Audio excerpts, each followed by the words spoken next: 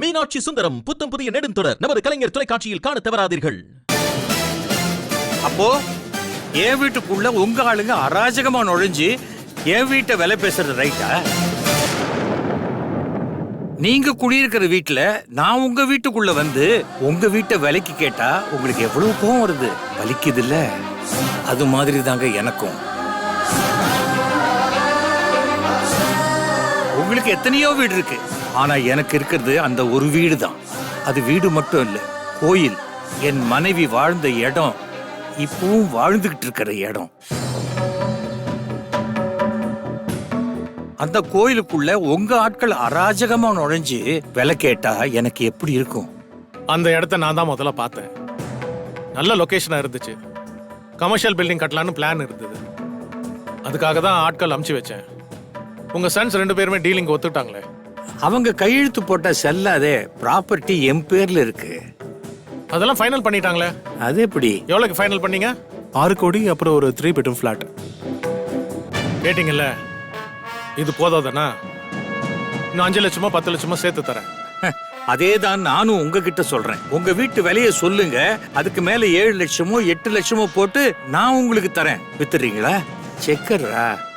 அவ்வளவு பணம் உங்ககிட்ட இருக்கா? செக்க பேங்க்ல போட்டு பாருங்க, இருக்கா இல்லையான்னு தெரியும்.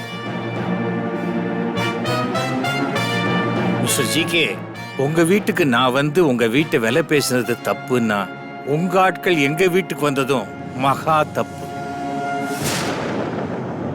இத பாருங்க, நீங்க பிசினஸ் பண்றதுக்கு எவ்வளவோ இடம் இருக்கு, அங்க பண்ணுங்க.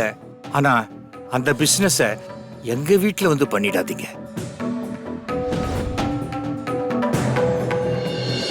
சார், நானும் என் மனைவியும் சேர்ந்து கட்டின வீடு சார். அது வெறும் செங்கல், மணல், சிமெண்ட் அது மட்டும் கலக்கல. அதுல என் மனைவியோடைய லட்சியம், ஆசை, கனவு எல்லாமே கலந்துருக்கு சார். அதுல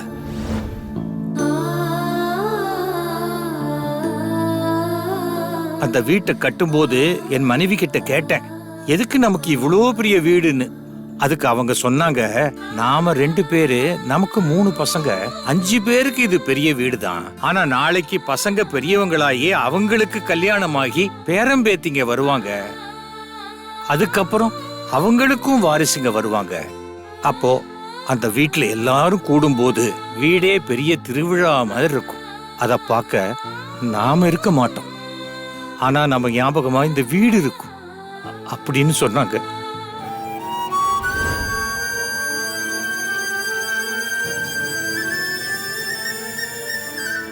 எங்க வீட்டை வெறும் கட்டிடமா பார்க்காதீங்க, எமோஷனல் பாண்டிங்கா பாருங்க.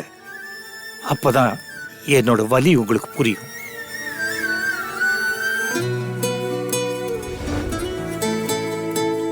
சாரி சார், எல்லா பில்டிங்கும் நான் கல்லு மண்ணா தான் பார்த்துட்டு இருந்தேன்.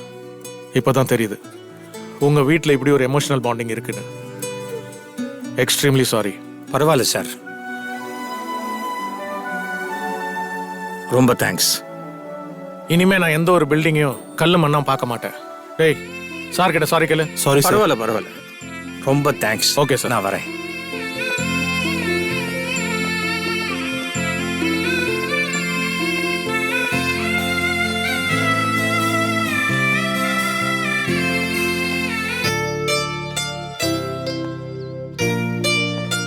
என்னோட ஃபீலிங்ஸை புரிஞ்சுக்கிட்டதுக்கு ரொம்ப நன்றி. உங்க அளவுக்கு நான் பெரிய பணக்காரன் இல்லை. என்கிட்ட இருக்கிற ஒரே சொத்து அந்த வீடு மட்டும்தான். நான் வந்த கார், போட்டுக்கிற ட்ரெஸ் எல்லாமே என் ஃப்ரெண்டு இரவலா கொடுத்தது 2 மணி நேரத்துக்கு. நான் வரேன். வாங்க.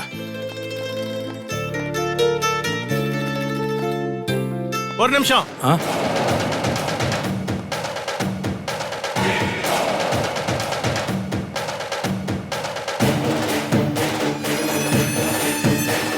இனிமே இந்த வீடு விஷயத்துல வேற யாராவது உங்களுக்கு தொந்தரவு கொடுத்தா என்கிட்ட சொல்லுங்க, நான் பாத்துக்கிறேன்.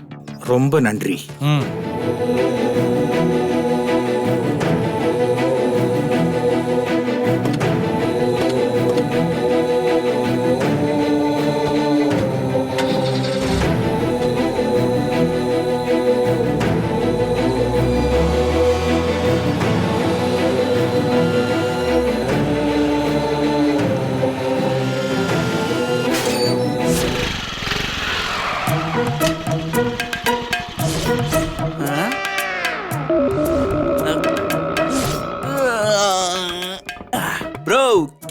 ப்ளீஸ்.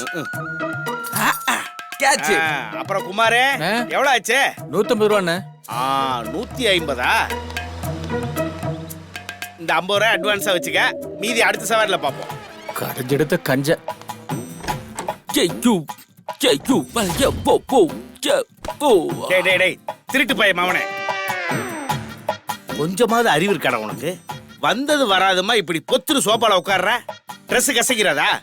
முதல்ல ட்ரெஸ்ஸை கழட்டி நல்லா மடிச்சு பேக் பண்ணு.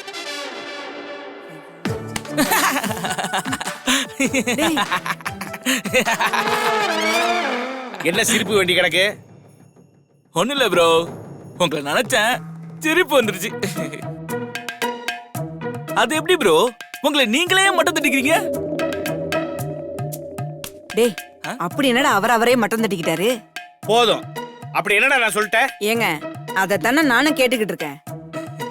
ப்ரோ, நீங்க என்ன சொன்னீங்கன்னு அதை அப்படியே கொஞ்சம் ரீவைண்ட் பண்ணி பாருங்க.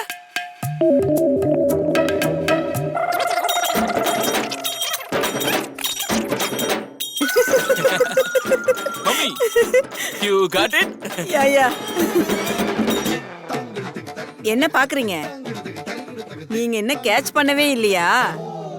இவனை திருட்டு பையன் மகன்னு சொன்னீங்கல்ல, அதுக்கு தான் சிரிச்சோம். நம்மள நாமே அசிங்கப்படுத்திட்டோமா? ரொம்ப பெருசா பெருமைப்பட்டுக்காதீங்க. உங்களை நினைச்சா எனக்கு பரிதாபமா இருக்கு.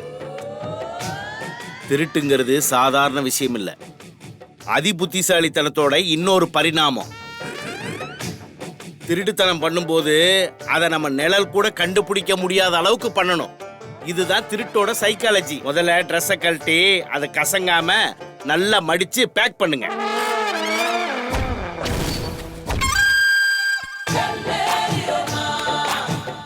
டே மகனே சந்தானம்.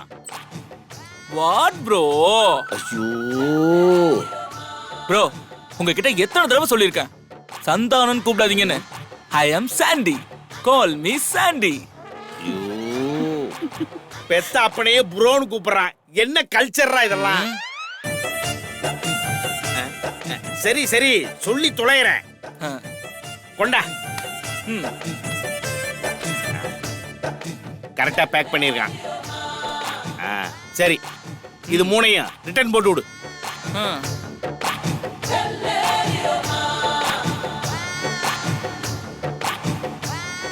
என்ன பாக்குற? ஒவ்வொரு ஃபங்க்ஷன்லயும் என்ன பாக்குறவங்க எல்லாரும் என்ன பத்தி என்ன பேசிக்கிறாங்க? சிவசு ஒரு ஃபங்க்ஷனுக்கு போட்ட ட்ரெஸ்ஸ இன்னொரு ஃபங்க்ஷனுக்கு போட மாட்டான்னு சொல்றாங்களா இல்லையா? அது எப்படி சொல்றேன் கேட்டுக்க. முதல் நாள் நானு ஆன்லைன்ல புது ட்ரெஸ் ஆர்டர் போடுவேன். மறுநாள் ஃபங்க்ஷனுக்கு போட்டு போயிட்டு அன்னைக்கே அந்த ட்ரெஸ்ஸ பிடிக்கலன்னு வாங்கின கம்பெனிக்கே ரிட்டர்ன் போட்டுருவேன். புது ட்ரெஸ் போட்ட மாதிரியும் ஆச்சு, காசும் மிச்சமாச்சு. இதுக்கெல்லாம் 6ஆம் அறிவு இல்லடி, 7ஆம் அறிவு. அதாவது என்னோட அறிவு வேணும். யூஸ் பண்ணிக்க. உங்களை மாதிரி பஞ்சத்தனம் பிராடுத்தனம் பண்றதுக்கு 7ஆம் அறிவு போதும். ஆனா நான் இதெல்லாம் சகிச்சுக்கிட்டு இருக்கேன்ல, 8ஆம் அறிவு வேணும். எல்லாம் என் தலை எழுத்து. போன் வருது. பொண்ணுதான் கூப்பிடுறா. அநேகமா வீடு மேட்ரு சக்சஸ் ஆயிடுச்சுன்னு நினைக்கிறேன். சொல்லுமா கங்கா. அப்பா, ஃபங்க்ஷன் போயிட்டு வீட்டுக்கு வந்துட்டீங்களா? ஜஸ்ட் இப்பதாமா வந்தா. வந்து ட்ரெஸ் மாத்திட்டு உனக்கு போன் பண்ணலான்னு இருந்தேன், அதுக்குள்ள நீயே கூப்பிட்டுட்ட.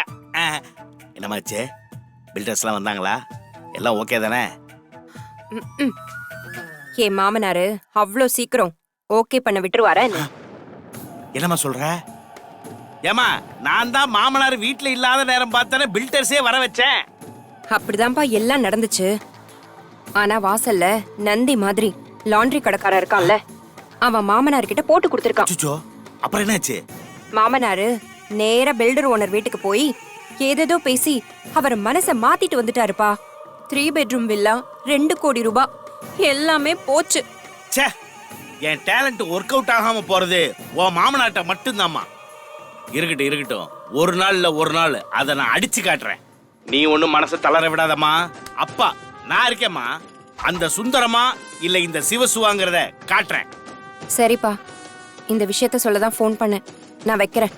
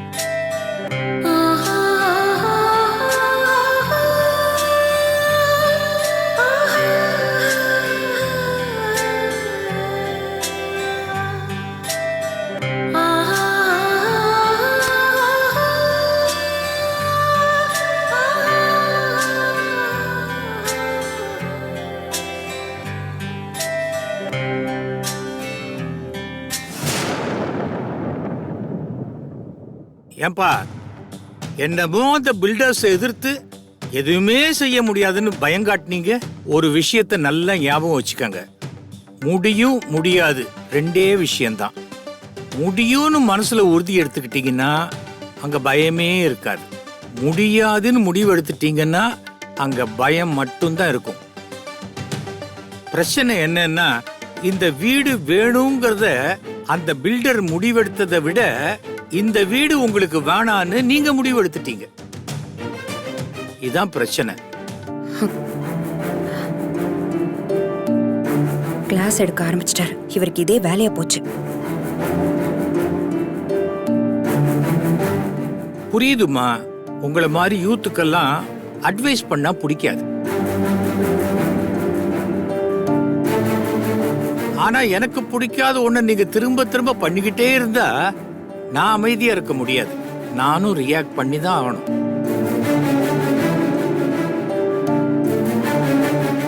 நீங்க பண்றதெல்லாம் பார்த்தா மனசு ரொம்ப வலிக்குதுடா. கண்ணாடி, வாட்ச், குலோப்ஜான் இதெல்லாம் நீங்க கொண்டு கொடுக்கும்போது நான் ரொம்ப சந்தோஷப்பட்டேன். ஒரு நிமிஷம் நான் எல்லாரையும் நம்பிட்டேன். ஆனா அதெல்லாம் பொய்ன்னு தெரியும் போது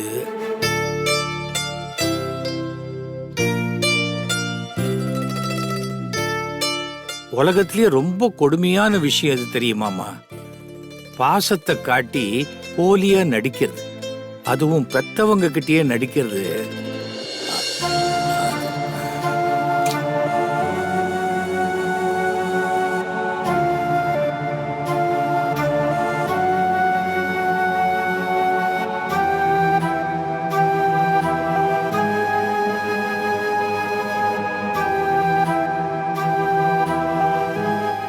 தாத்தா ஹாய், வாடா செல்லம். ஹோம்வொர்க் எல்லாம் பண்ணிட்டியா? முடிச்சிட்டேன் தாத்தா. Very good. நம்ம கேரம் போர்டு விளையாடணும்ல, நீங்க தோத்தீங்களே. அதை ஏன்டா சொல்லி காட்டுற? தோத்தா சாக்லேட் வாங்கி தரேன்னு சொன்னீங்களே, தரவே இல்ல. எங்க சாக்லேட்? உனக்காக பண்டில் சாக்லேட் வாங்கி வச்சிருக்கேன், எடுத்து கொடுப்பா. டெய்லி தாத்தா உங்ககிட்ட தோத்துட்டு தான் இருக்கேன். சாக்லேட் தருவேன், நம்ம டீல் வேற யாருக்கும் தெரியக்கூடாது. இந்த chocolate. Okay, happy. Thank you தாத்தா. தாத்தா, தினமும் என்கிட்ட நீங்க தோத்து போங்க, அப்பதான் எனக்கு டெய்லி சாக்லேட் கிடைக்கும். சூப்பர்ரா. தினமும் நான் உங்க அப்பா சித்தப்பா கிட்ட தான் தோத்து போறேன், ஆனா உங்ககிட்ட தோத்து போறேன் பாரு, அதான் ரொம்ப சந்தோஷம். நீங்க ஏன் அவங்க ரெண்டு பேர்கிட்ட தோத்து போறீங்க?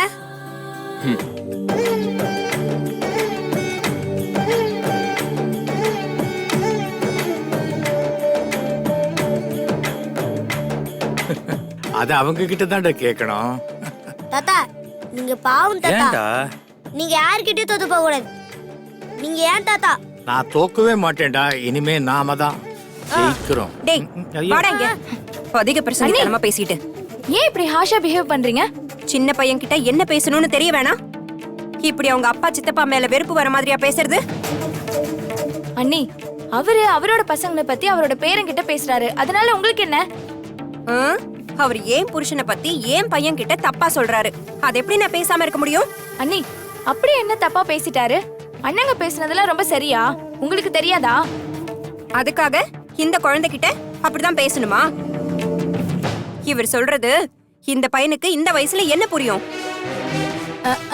புரிய வேண்டிய உங்களுக்கே புரியாம தானே அண்ணன் கூட சேர்ந்துக்கிட்டு ஸ்வீட் எல்லாம் ரெடி பண்ணீங்க. நீங்க அண்ணனுக்கு கொஞ்சம் அட்வைஸ் பண்ணிருக்கலாம்ல. சின்ன பொண்ணு நீ, ஏன் புருஷன் கூட என்ன பேசணும்னு நீ அட்வைஸ் பண்றியா?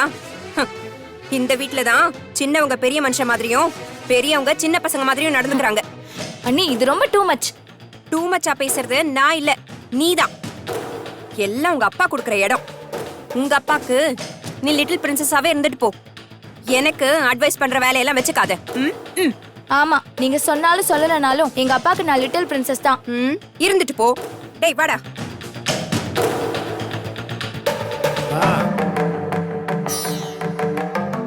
என்ன உங்க அண்ணி திட்டான்னு வருத்தப்படுறியா? அப்பா, அவங்க எங்க என்ன திட்டினாங்க? உங்களோட லிட்டில் பிரின்சஸ்னு எனக்கு பட்டம் தானே கொடுத்திருக்காங்க. நான் உங்க லிட்டில் பிரின்சஸ் தானே, அது எனக்கு சந்தோஷம் தானே. கண்டிப்பாமா, கண்டிப்பா. உங்க அண்ணங்களை நினைக்கும் போது என்னோட வளர்ப்பு தப்பா போச்சோன்னு ரொம்ப மனசு கஷ்டமா போச்சுப்பா. ஆனா உன்னை பார்க்கும்போது என்னோட வளர்ப்பு பர்ஃபெக்டா இருக்குன்னு ரொம்ப சந்தோஷமா இருக்குமா.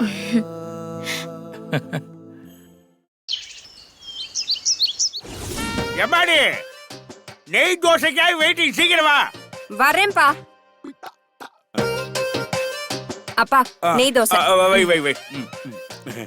அம்மா உனக்கு? எனக்கு இட்லியே போதுமா. ஆ. ஏமா நான் உங்ககிட்ட என்ன சொன்னேன்? தோசைக்கல்ல அப்படியே மாவை ஊத்தி ஒரு 3 கரண்டி நெய் எடுத்து இப்படிக்கா ஒண்ணு இப்படிக்கா ஒண்ணு நடுவுல ஒண்ணு ஊத்தி மொருவலா எடுத்துட்டு வான்னு சொன்னேன். நெய் தோசைன்னு சொன்னேன். நெய் வாசத்தையே காணா. வச்சுக்கிட்டாப்பா வஞ்சனை பண்றேன். நெய் காலி ஆயிடுச்சுப்பா.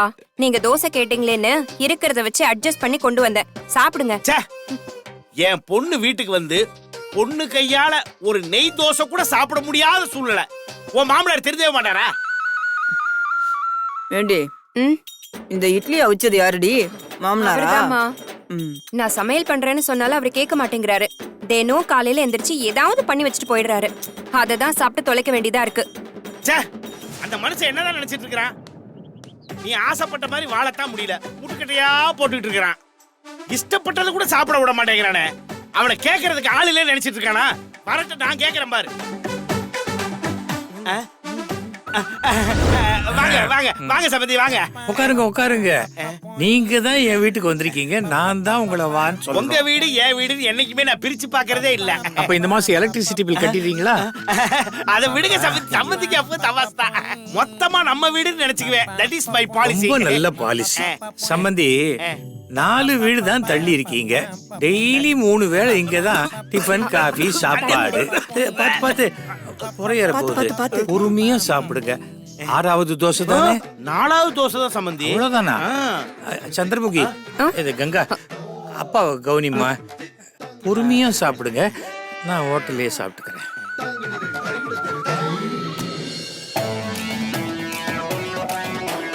என்னங்க ஏதோ வீர வசனம்லாம் பேசுனீங்க, அப்படியே அவரை பார்த்தது பம்முறீங்க.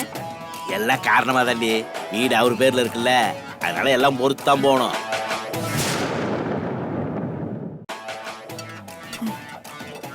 என்னைக்குதான் என் பொண்ணுக்கு நிம்மதியான வாழ்க்கை அமைய போதோ தெரியல. அம்மாடி கங்கா, தம்பிக்கு அப்படியே 4 இட்லி 4 தோசை சட்னி சாம்பார் நிறைய கட்டுமா, நல்லா சாப்பிடுவான். எல்லாத்தையும் எடுத்து வச்சிட்டேமா. அப்படியா? என் பொண்ணு இல்ல, சொல்லவே வேண்டாம். பாத்து பாத்து. நெய் இல்லைனாலும் தோசை நல்லா தான் இருக்கு.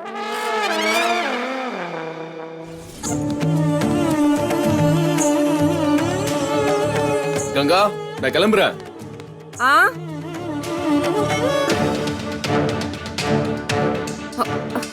ஐயோ,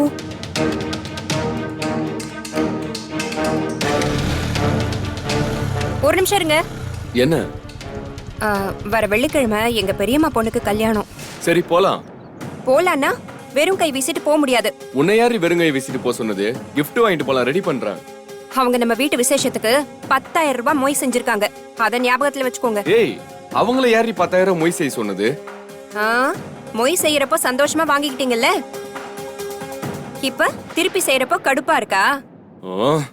ஏய் மாச கடைசிடி, இப்போ வந்து சொல்லிக்கிட்டு இருக்க? இதெல்லாம் நீ முன்னாடியே சொல்லிருக்கணும்ல.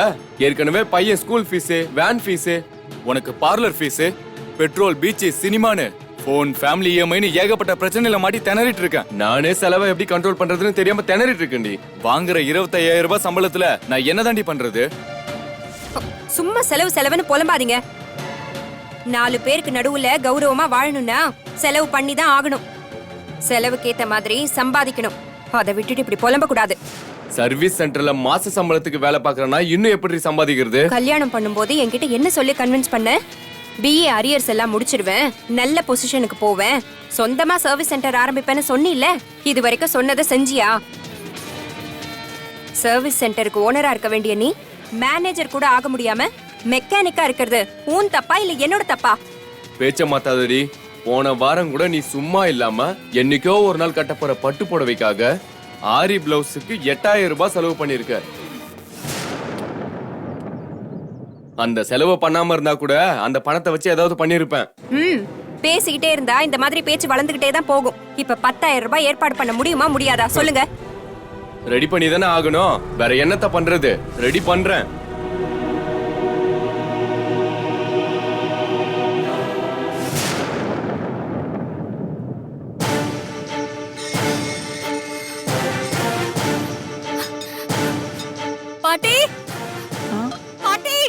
இந்த வரேன். ஐயோ, என்னடி இது? ஐயோ பரவாயில்ல பாட்டி. வலிக்குது பாட்டி, ரொம்ப வலிக்குது. கொஞ்சம் பார்த்து நடக்க கூடாதா?